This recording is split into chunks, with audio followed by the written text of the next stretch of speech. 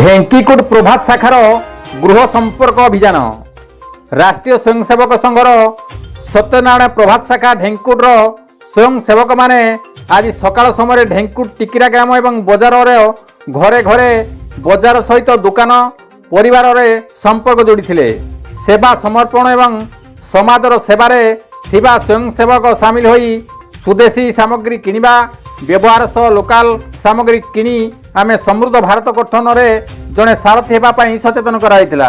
राष्ट्रीय स्वयंसेवक संघर शताब्दीर वर्षे सामाजिक सरसता सह भाईचारा सह हिंदू सम्मिलनी पालन ढेंकीकुट हनुमान बाटिकार सम्मिलनी में सामिल होगा कहुई।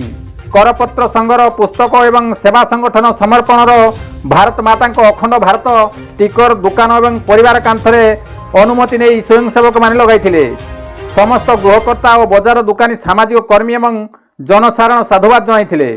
स्वयंसेवक सह जिला संघ चालक भागीरथी पृष्टि, सांसद अनंत नायक, तपन बेहेरा, विश्वरंजन पृष्टि, घटगां ब्लॉक सांसद प्रतिनिधि अक्षय कुमार पात्र, शरत राउत, सनातन नायक, अंतर्यामी नायक, संघ विस्तारक कुश बेहेरा, कृष्ण बारिक, मंटू मंडल, अजू हाथी, अमु बेहेरा, अर्जुन बारिक, कंदर्प नायक, रामचंद्र साहू, राधाकांत बेहेरा, दीना महांत, बापी मंडल, आशीष मंडल, इलू साहू सह अन्य माने यही संपर्क अभियान में सामिल होते।